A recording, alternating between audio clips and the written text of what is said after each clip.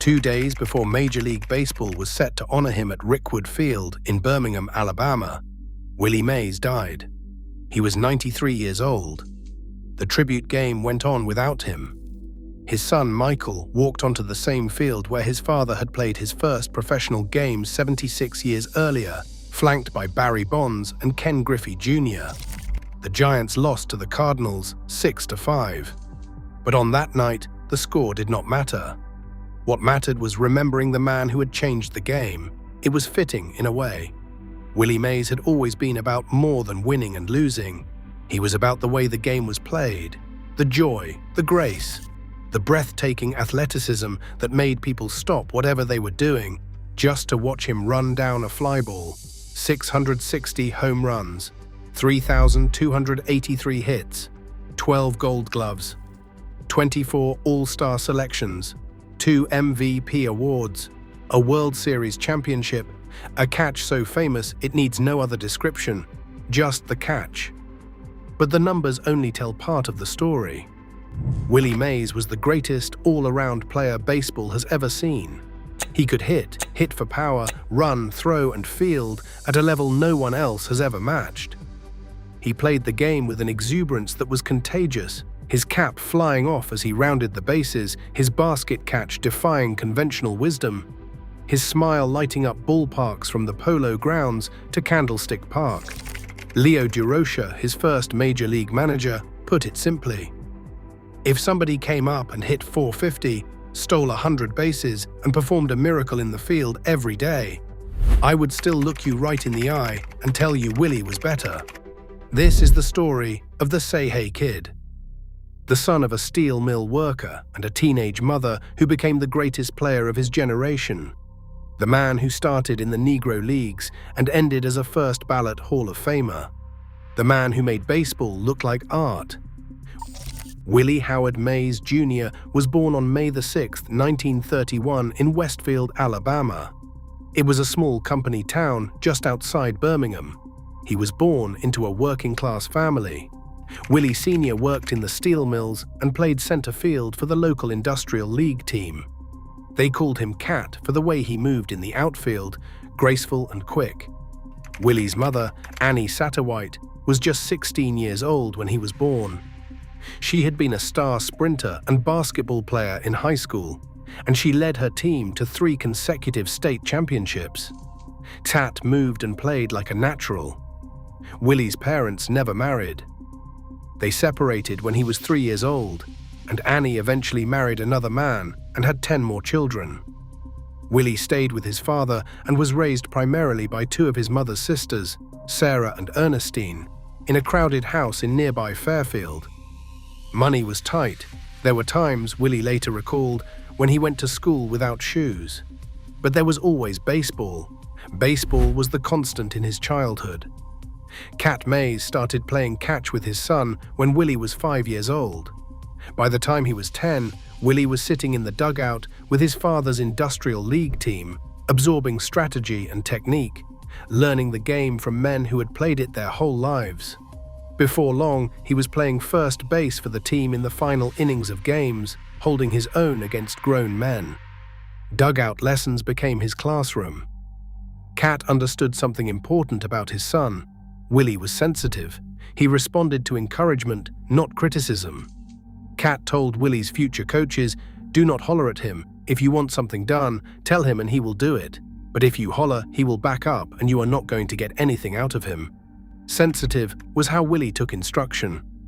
Cat also taught Willie the hard lessons of survival in the Jim Crow South. He told him that if you are a black person and you want to survive in the white world, you keep your mouth shut and you keep your head down. Willie internalized those lessons. He would carry them with him for the rest of his life. Survival shaped his outlook. At Fairfield Industrial High School, Willie was a star in every sport he tried. He played quarterback on the football team. He led the basketball team in scoring. But baseball was always his first love, and by the time he was 16, he was too good for the high school fields. First love had already taken hold. In 1948, Willie Mays joined the Birmingham Black Barons of the Negro American League. He was 17 years old and still in high school, and his father insisted he finish his education. They worked out an arrangement. Willie would play only weekend home games at Rickwood Field during the school year, then join the team full-time after graduation. Rickwood Field was the oldest professional ballpark in America, home to both the white Birmingham Barons and the Black Barons of the Negro Leagues. When the white team played, black fans sat in the right field bleachers. When the Black Barons played, white fans took those seats instead. It was segregation in its starkest form, but for Willie Mays, it was also where his career began. Piper Davis, the Black Barons manager, became a father figure to the young outfielder. Davis worked with Willie on his hitting, teaching him patience at the plate and showing him how to recognize breaking balls. When Willie made his debut, batting seventh and playing left field in the second game of a doubleheader, he got 2 hits off the opposing pitcher. A broken leg suffered by the regular center fielder soon moved Willie to the position he would play for the rest of his career. He played 2 more seasons with the Black Barons, improving each year. Major League scouts began showing up at Rickwood Field, their eyes trained on the teenager who could do everything on a baseball diamond. The New York Giants were watching closely. In 1950, the Giants signed Willie Mays for a $4,000 bonus and a salary of $250 a month. They sent him to their Class B team in Trenton, New Jersey, where he hit .353 in 81 games. The next spring, he was promoted to the AAA Minneapolis Millers. What happened in Minneapolis was almost absurd. In 35 games, Willie Mays hit .477, not .377, .477. He was dominating AAA pitching so thoroughly that the Giants had no choice but to call him up. Willie did not want to go. He was 20 years old, and he did not believe he was ready to face Major League pitching. When the Giants told him he was being promoted, he called the front office and begged them to reconsider. The phone calls went on long enough that manager Leo Durocher finally grabbed the receiver himself. "What's the matter with you?" Durocher demanded. "I can't hit that pitching up there," Willie said. "What are you hitting now?" Durocher asked. .477, Willie said. "Well," Durocher said, "do you think you can hit .250 for me?" Willie said he thought maybe he could. "Then get up here," Durocher snapped. "Quit costing the ball club money with long-distance phone calls and join the team." Willie Mays made his Major League debut on May 25, 1951, against the Philadelphia Phillies at Shy Bay Park. He batted third in the lineup. He went hitless that day, and the next, and the day after that. He went 0 for 12 to start his Major League career, then 1 for his next 13. 1 for 25. The kid who had hit .477 in Minneapolis could not buy a hit in the big leagues. One evening, Giants coach Freddie Fitzsimmons found Willie sitting alone in front of his locker, crying. He went to get Durocher. The manager walked over and sat down next to his young center fielder. "What's the matter, son?" he asked. Willie looked up, tears streaming down his face. "I don't belong up here," he said. "I can't play here. I can't help you, Mr. Leo. Send me back to the minors." Durocher's response would become legendary. He put his hand on Willie's shoulder and said, "Willie, see that door over there? That's my office. As long as I'm manager of the Giants, you're my center fielder. You're here to stay. Now stop crying." The next day, May 28th, Willie Mays hit a home run over the left field roof at the Polo Grounds.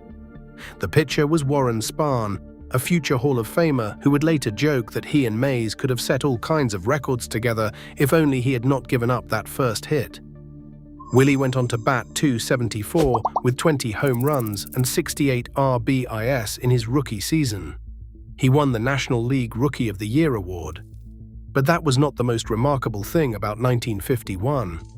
On August 11th, the Giants found themselves 13.5 games behind the Brooklyn Dodgers in the pennant race. Dodgers manager Charlie Dressen triumphantly declared, "The Giants is dead." They were not. Over the final 58 games of the season, the Giants went 40-18. They won their last 7 in a row, forcing a 3-game playoff against the Dodgers for the National League pennant. Willie's defense, his speed, his rocket arm from center field, all of it contributed to the miracle run. On October 3, 1951, the Giants trailed 4-2 in the bottom of the ninth inning of the deciding third game. They had 3 outs left in their season. Alvin Dark singled, Don Mueller singled.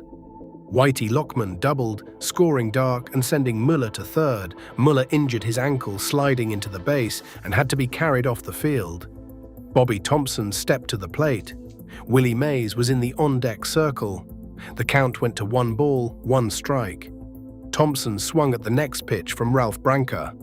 The ball sailed into the left field stands at the Polo Grounds. The Giants had won the pennant on what became known as the shot heard round the world. Willie Mays was the last player to reach home plate. He had been so focused on what he would do in his own at-bat that he did not immediately realize what had happened. He later admitted that if Thompson had made an out, Durocher probably would have pinch hit for him anyway.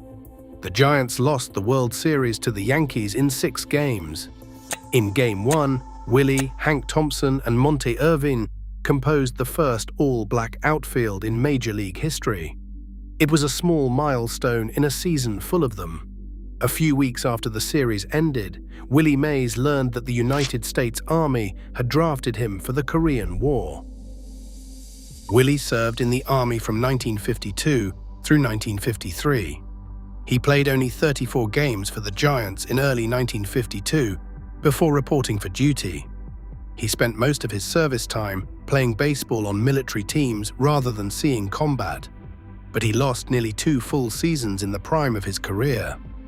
He was not idle during those years. He practiced constantly, including perfecting the unorthodox basket catch that would become his trademark. Instead of catching fly balls above his head with his glove fingers pointed up, Willie caught them at his waist with his glove fingers pointed forward. Coaches had always told him not to do it.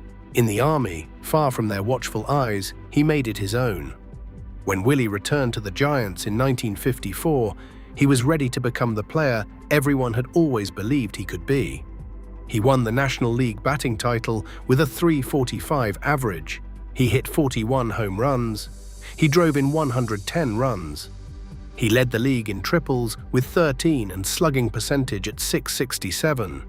He won his first Most Valuable Player award, and he led the Giants to their first World Series championship since 1933. The 1954 World Series matched the Giants against the Cleveland Indians, who had won a then record 111 games during the regular season.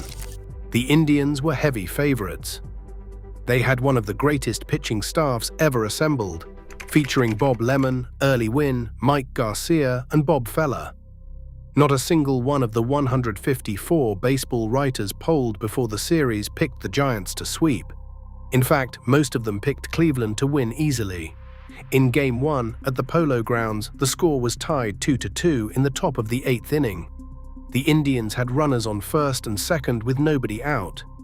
Larry Doby stood on second base. Al Rosen was on first. Vic Wertz, who had already collected 3 hits that day, including a triple, stepped to the plate against reliever Don Liddell. Willie was playing shallow in center field, hoping to cut off a run on anything hit in front of him. He always played shallow when he was young. "I didn't think nobody could hit a ball over my head," he explained years later. "That's the way I felt when I played center field." Wertz crushed a drive to deep center field. In most ballparks, it would have been a home run. But the Polo Grounds had the deepest center field in baseball, marked at 483 feet.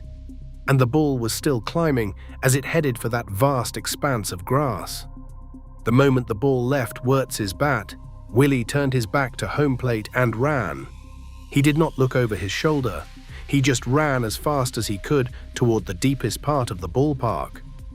Author Arnold Hanno, who was at the game, later wrote that Wertz's drive was about as hard as I have ever seen a ball hit.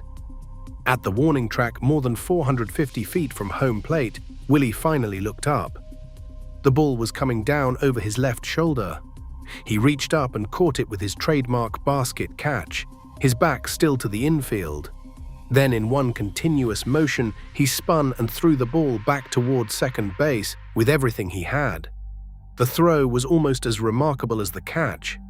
With runners on first and second, 2 runs were bound to score if the ball dropped. But Willie's throw kept Doby from scoring from second. Rosen held at first. The Giants escaped the inning without allowing a run. The play preserved the tie. Reliever Marv Grissom came in and got out of the jam. The Giants won the game in the 10th inning on a pinch hit 3-run home run by Dusty Rhodes. They went on to sweep the Indians in 4 games, one of the greatest upsets in World Series history.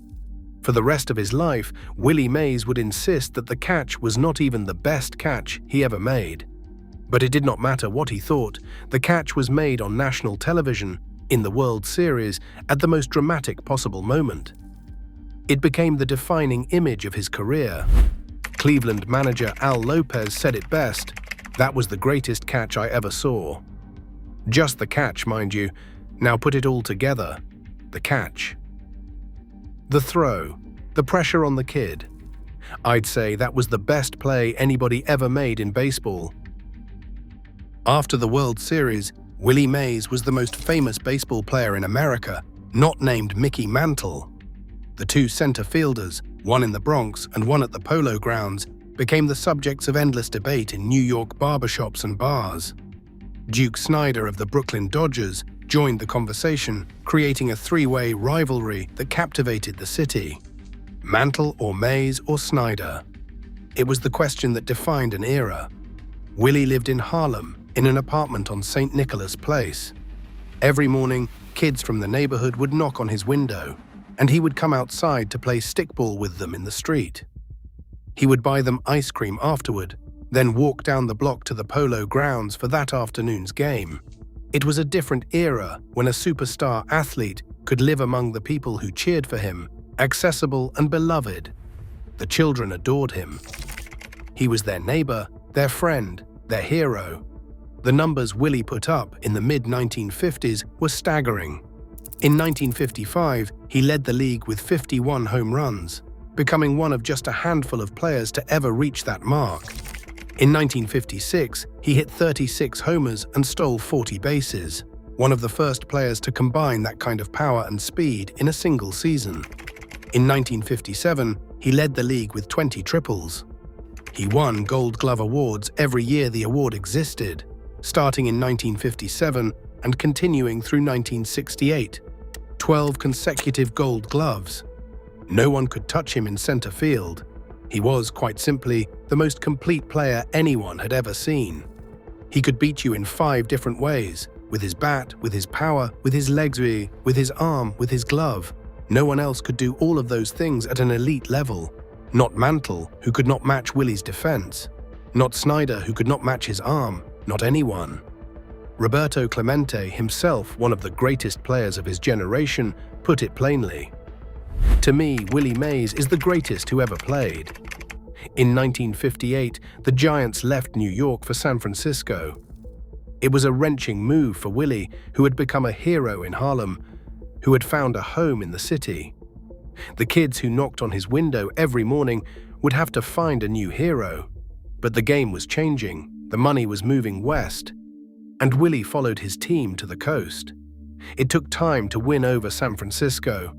The fans were slower to embrace him, more skeptical than the New Yorkers had been. Some resented that the team had been transplanted from another city. Others could not believe that this young black man from Alabama was really as good as the newspapers said. Willie found himself booed at Candlestick Park, a cold and windy stadium that seemed designed to make baseball miserable. The fog rolled in from the bay. The wind howled through the stands. Fly balls that should have been routine became adventures. But Willie kept playing, he kept hitting, he kept making impossible catches look routine. In 1962, he led the Giants to the World Series against the Yankees. The series went the full 7 games, with the Giants losing the finale 1-0 when Bobby Richardson caught Willie McCovey's line drive with 2 outs and runners on second and third in the bottom of the 9th.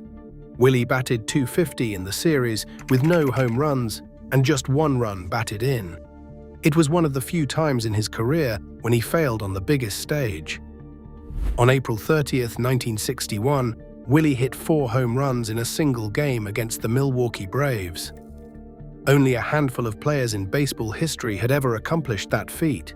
He went 4 for 5 that day with 8 runs batted in a 14-4 victory.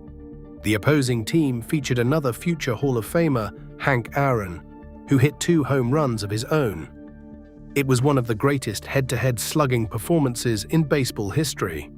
In 1965, at the age of 34, Willie Mays won his second MVP award. He hit 52 home runs, the most of his career and the most in the National League since Hack Wilson hit 56 in 1930.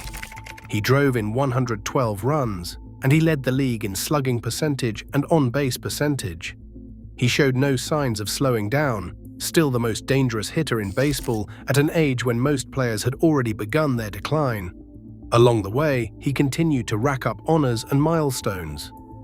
On May 21, 1964, he became the first African-American captain of a major league team, when Giants manager Alvin Dark bestowed the title upon him. Before the 1963 season, he signed a record-setting contract worth $105,000 per season, making him the highest-paid player in baseball. He was named the Sporting News Player of the Decade for the 1960s. But time catches everyone, even Willie Mays. In the late 1960s and early 1970s, Willie's skills began to decline. His batting average dropped, his home run totals fell. The legs that had carried him to so many fly balls lost their spring. He was still Willie Mays, still capable of moments of brilliance, but he was no longer the player who had terrorized National League pitching for a decade and a half. In 1968, he hit just 23 home runs and batted .289. In 1971, he hit 18 home runs, his lowest total since his rookie year. The Giants were rebuilding, and Willie no longer fit their plans.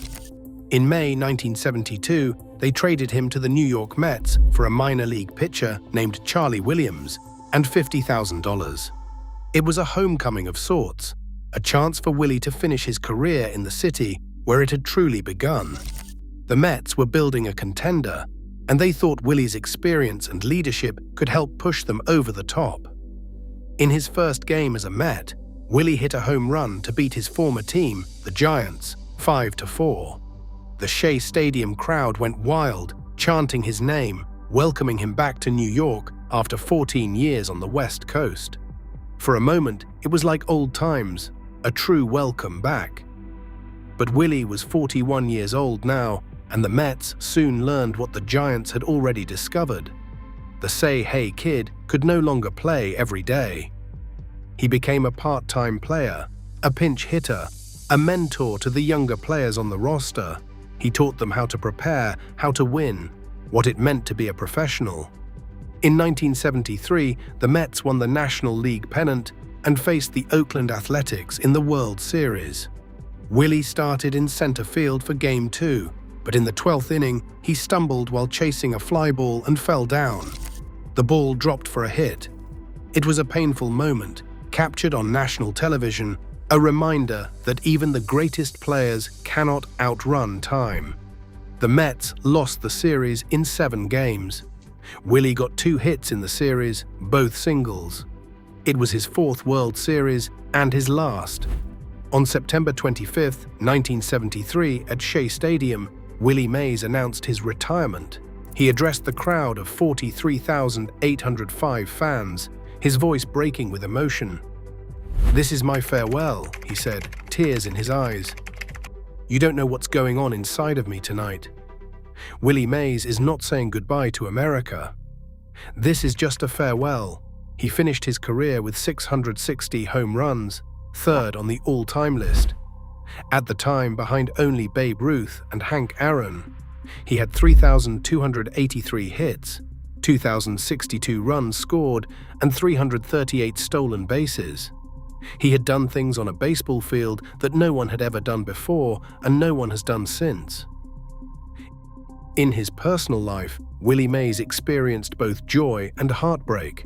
His first marriage, to Margaret Wendell Chapman in 1956, produced an adopted son named Michael, but ended in divorce in 1963. The marriage had been troubled from the start, with rumors of conflict following the couple through their years together.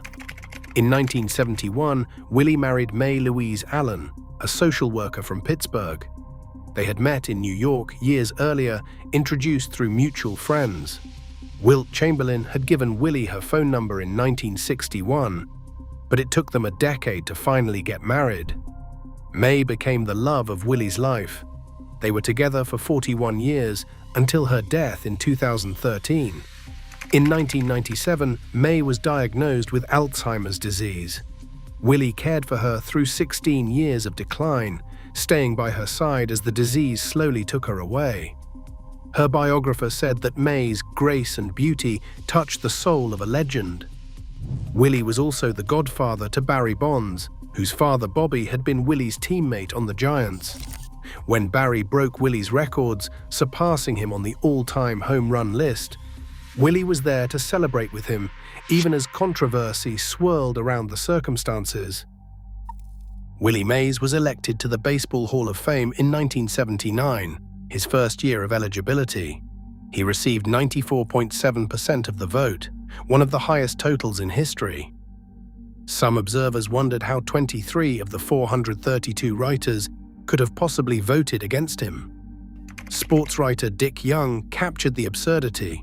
He wrote that if Jesus Christ were to show up with his old baseball glove, some guys would not vote for him. He dropped the cross 3 times, didn't he? The accolades continued to accumulate over the decades that followed. In 1999, fans elected him to the Major League Baseball All-Century team, alongside Ruth, Aaron, Ty Cobb, and the other giants of the game. The Sporting News ranked him second on its list of the 100 greatest players ever, behind only Babe Ruth. In 2015, President Barack Obama awarded him the Presidential Medal of Freedom, the nation's highest civilian honor. In 2017, Major League Baseball renamed the World Series Most Valuable Player Award in his honor, ensuring that his name would be invoked every October for as long as the game is played. Through it all, Willie remained connected to the game. He worked as a special assistant to the Giants, attending spring training, mentoring young players, and representing the franchise at events around the country. He was a living link to a vanished era of baseball, a time before free agency and luxury boxes and $100 million contracts. He was also, in many ways, a private man. The lessons his father had taught him about keeping his head down and his mouth shut stayed with him throughout his life. He rarely spoke out on political or social issues, preferring to let his play do the talking. Some criticized him for his silence during the civil rights movement, comparing him unfavorably to more outspoken athletes like Muhammad Ali or Jim Brown.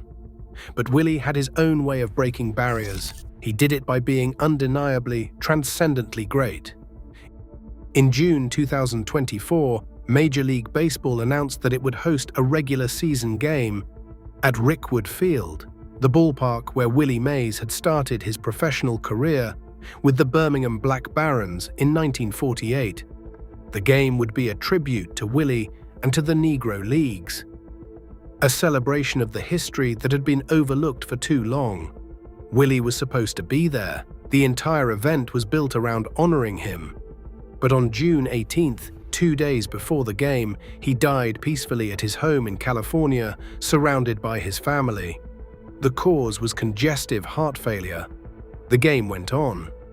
The Giants wore uniforms modeled after the Negro Leagues' San Francisco Sea Lions. Former players and dignitaries gathered on the field.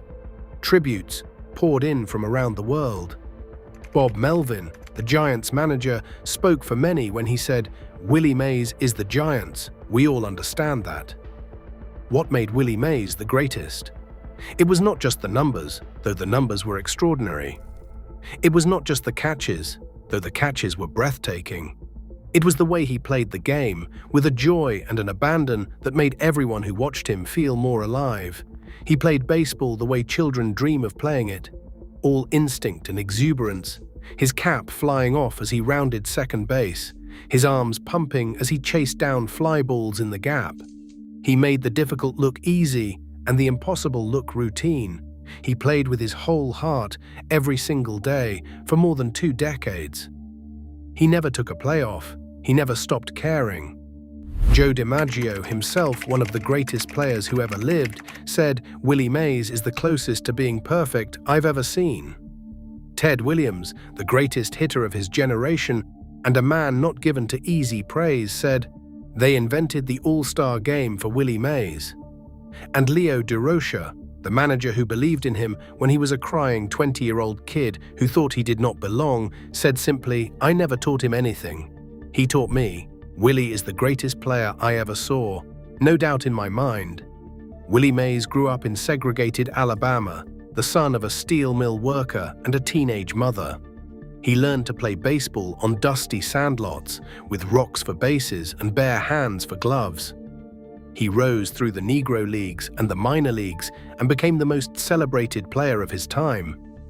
He played in 4 World Series. He won 2 Most Valuable Player awards. He made 24 All-Star teams. He hit 660 home runs. And through it all, he remained the say-hey kid.